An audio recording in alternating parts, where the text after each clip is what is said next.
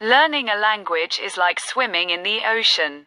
If you can stay afloat and not drown, you have achieved success. Hello friends, good time. Welcome to the Effective Psychotherapy channel. Today I want to talk about learning a second language and examine whether learning a second language is beneficial and what methods there are for learning it. I must say that learning a second language is a great advantage for every person, even if your goal is not to immigrate. This process helps you to understand the cultures and customs of different countries and communicate with them. In today's world, intercultural communication is easily established through cyberspace. And learning a second language can be considered an important personal development. Therefore, learning a second language is essential not only for immigration or work, but also for personal growth. The next point is that learning a second language strengthens memory, concentration, accuracy, and the ability to recognize patterns in the mind. These things will strengthen the brain and prevent brain problems in the future. Now the question is, how can we learn a second language in the best way? The first point is that learning a language is easier and more effective at a younger age. So the earlier you start, the more successful you will be. Also, motivation and interest in different cultures play a very important role in learning success. Being interested in the language and culture makes it easier for you to set goals. On the other hand, self-confidence is of great importance in learning a language.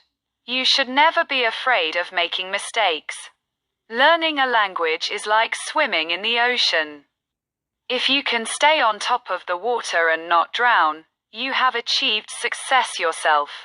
Fear of mistakes or being judged by others will only cause anxiety and slow progress. To start learning a second language, it is important to immerse yourself in the language environment. Combine your daily life with practicing the second language.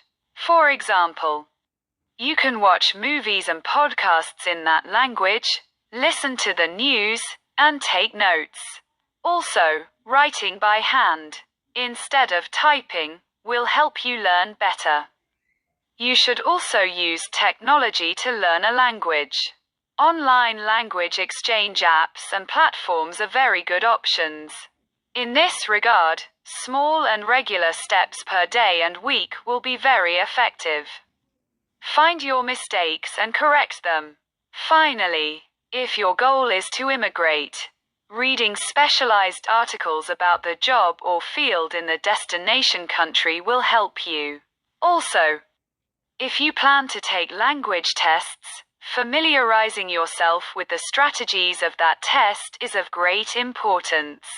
We should note that a person's personality also affects language learning.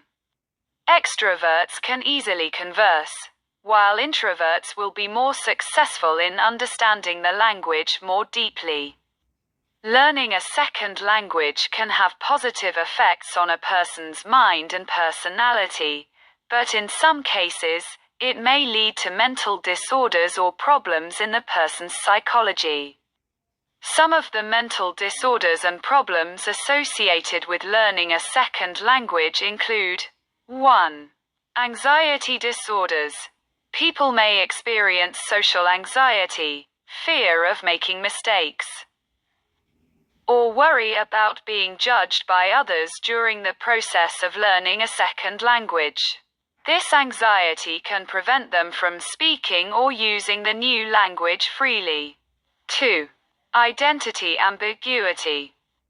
Learning a second language can sometimes lead to identity ambiguity, meaning that a person may feel like they have different identities in different situations. 3. Cognitive impairments. Learning a second language, especially at an older age, can cause temporary cognitive impairments. For example, A person may sometimes have trouble remembering words or sentences, or use words from their first language instead of the second language.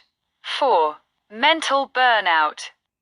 Learning a second language requires a lot of focus and energy, and if a person cannot proceed in the right ways or feels too much pressure on themselves, they may suffer from mental burnout. 5. Memory impairment.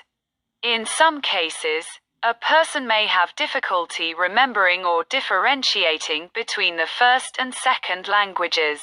6. Emergence of psychological problems in children. For children who are learning a second language, understanding and using different languages may initially cause confusion or short-term psychological problems. Some children may develop behavioral problems or anxiety due to the psychological stress caused by linguistic and cultural differences. 7. Mood disorders. Social or occupational pressures to learn a second language can quickly lead to mood problems such as depression or hopelessness, especially if the person is not making sufficient progress in their learning. How can these disorders be prevented? Setting realistic goals. Creating short-term and long-term goals for language learning can help reduce stress. Accepting mistakes.